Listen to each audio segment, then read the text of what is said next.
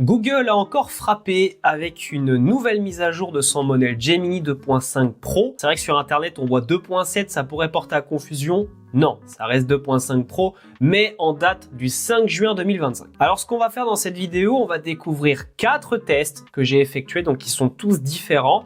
On va pas être sur du codage, on va simplement être sur les capacités de l'intelligence artificielle, notamment sur sa créativité, sa manière de concevoir et de penser. Donc c'est parti pour les exemples. Dans ce premier exemple, je me suis mis dans la tête d'un formateur, d'un professionnel, voilà, qui a un tunnel de vente en ligne et qui a besoin justement, qui connaît pas nécessairement le code. Donc on a généré une page HTML et j'ai demandé à Gemini de pouvoir rédiger tout simplement un tunnel de vente adapté pour attirer les prospects à laisser leurs coordonnées pour justement ne pas rater la fameuse formation à l'intelligence artificielle en 2025. Alors voyons un petit peu le résultat. Donc ici, on commence par un héros. Donc il faut savoir qu'un tunnel de vente n'a rien à voir avec un site internet. C'est pas du tout adapté pour être sur le design principalement. C'est vraiment accrocheur sur les éléments essentiels. Donc maîtriser l'IA en 2025, ne restez pas sur la touche. Donc c'est vrai qu'on a un message fort dès le départ. Découvrez comment l'intelligence artificielle peut transformer votre carrière.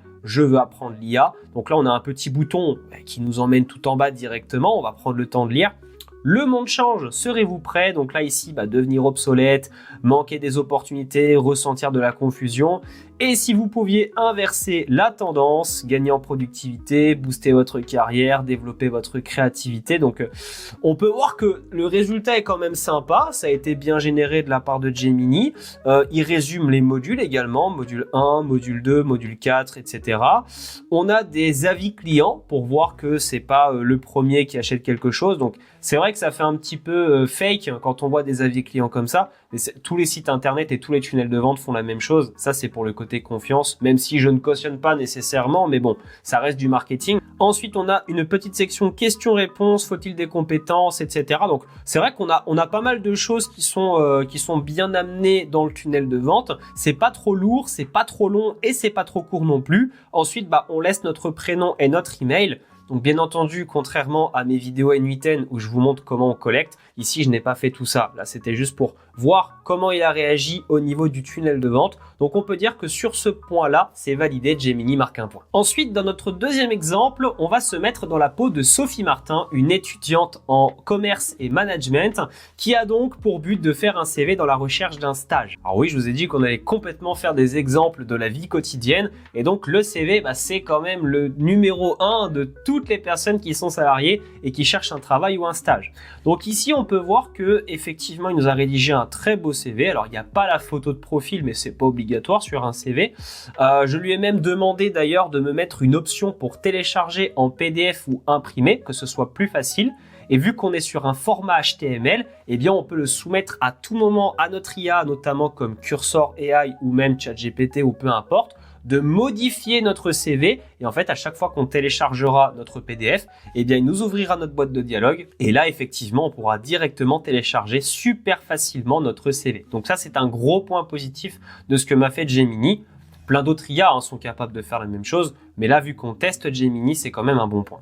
Donc, au niveau du design, tout le reste est plutôt bien construit. On a le contact ici avec le LinkedIn, la localisation, l'adresse email et le téléphone, les compétences qui sont plutôt bien marquées. Donc, on n'est pas sur un CV qui est trop coloré. Il est vraiment tout ce qu'il faut au minimaliste pour suivre et puis justement attirer le détail attirer l'œil sur les détails essentiels comme le profil et les expériences qui sont là ainsi que les formations.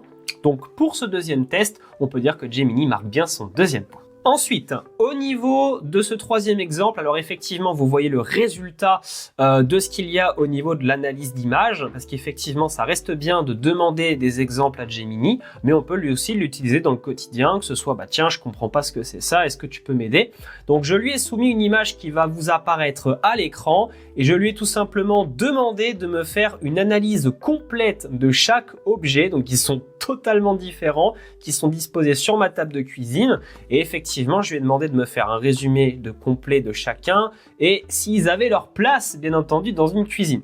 Donc, c'est pour ça qu'on va regarder le résultat généré par Gemini. Donc, il a bien trouvé en premier objet une radio portable, type appareil électronique, matériaux caractéristiques de marque Akai, fonction présumée, écouter des émissions de radio, contexte de placement. approprié, il est courant de trouver une radio dans une cuisine. Donc jusqu'à là, il a bien compris, il n'y avait pas nécessairement d'erreur. Ensuite, le pichet filtrant. Alors effectivement, ce qui est assez curieux, c'est que quand on regarde l'ordre de l'image, il n'a pas nécessairement compris à quel endroit était le comment pour... à quoi était à quel endroit pour déterminer l'ordre des choses. Vu que je lui ai parlé de la table, il était censé soit aller de droite à gauche ou de gauche à droite. Là, on peut voir qu'il a un petit peu divergé et qu'il m'a montré en bas la table est tabourée, alors que en fait, j'en ai rien à faire de ça. Donc, en premier, il y avait la radio portable. Ensuite, il y avait tout simplement la petite balle turquoise, qui est un jouet pour chat. On avait ensuite le pichet filtrant, le rouleau d'essuie-tout et le pot à ustensiles. Donc là, il a bien fait la différence entre un jouet et bien entendu le reste. Donc, vu que Gemini a quand même une énorme base de données, il a compris qu'effectivement, un jouet pour chat n'a rien à foutre sur une table de cuisine. Donc là, jusqu'à là, il marque un 3e point, donc on peut dire que ce test est concluant. Ensuite, là, on va arriver sur le dernier test. Effectivement, c'est l'un des plus complexes, car j'ai demandé à Gemini de faire preuve de créativité, et donc là, de rentrer vraiment dans des mathématiques. On va donc s'attaquer à un projet de construction d'une maison de 125 mètres carrés. Effectivement, je précise quand même que j'ai dû faire 6 fois le prompt. Au niveau du prompt, je ne lui ai pas demandé quelque chose de super complexe. Il est quand même annoncé comme une IA super bien avancée. Sur un plan 2D en croquis, si tu n'arrives pas à me faire ce que je veux, il y a quand même un problème. Mais bref, on a le plan d'agencement détaillé logique. Donc là, bon, il a un petit peu chié au niveau des mètres carrés. Je ne sais pas trop ce qu'il m'a fait. Le garage, entrée, placard, couloir. Enfin bref, c'est un peu chelou d'avoir le couloir loin de l'entrée qui normalement est face à une porte. On a les WC, là on sait même pas c'est quoi. Salle de bain et 2 chambres. Ok, bon, jusqu'à là il a bien respecté la surface que je lui ai demandé. Mais par contre, c'est vrai que le plan est archi mal fait. Donc c'est vrai que si on a besoin de Gemini pour se projeter, c'est pas foufou. Ensuite, venons-en au devis détaillé des matériaux, parce que le plan, c'était juste pour une prévision. Maintenant, moi, ce que je voulais, c'était de comprendre, parce que je voulais spécifiquement que dans les chambres, il puisse y avoir du parquet, que dans toutes les autres pièces, il puisse y avoir du carrelage, avec des dimensions de 25 par 25 sur les carreaux et 80 par 10, 80 par 10 ou par 15, je sais plus ce que j'ai dit, sur les lames de parquet. D'ailleurs, je crois que c'est marqué. Tac, surface par carreau, 1500, les surfaces nettes, etc. Donc là, alors... Ouais, revêtement parquet 80 par 10, c'est ce que j'avais montré. Donc la surface chambre 1 plus chambre 2, il a compris que la surface totale nette était de 23 mètres carrés. Ici, on a surface par lame 0,08 mètres carrés, quantité à commander 317 lames. Au niveau du carrelage, ici on peut voir les calculs qu'il nous a fait. On va donc avoir besoin de 1567 carreaux. Pourquoi c'est intéressant de faire un exemple comme celui-là ? Imaginez que vous êtes en train de faire votre construction de votre maison et qu'effectivement vous voulez prendre de l'avance, vous voulez savoir un petit peu les coûts que ça peut noter pour pas nécessairement dépendre que des artisans et faire un petit point de votre côté avec votre conjoint, etc. Ça peut être intéressant d'utiliser l'intelligence artificielle pour faire des briefings. Ensuite, on a le sol du garage, mais bon, j'ai pas vu de garage personnellement où on pose du parquet ou du carrelage. Généralement, c'est la fondation. Et le récapitulatif final pour la commande, donc on peut voir qu'on a besoin de 26 mètres carrés de parquet, ce qui fait donc 317 lames. Et pour le carrelage, on a besoin de 98 mètres carrés, ce qui correspond à 1567 carrés. Donc est-ce que ce test est concluant ? On va dire oui pour l'ensemble, parce que c'est quand même bien décrit. Après, c'est vrai qu'au niveau du plan, ça aurait été une IA comme Manus, malgré son prix qui est assez exorbitant, elle aurait largement mieux fait les choses.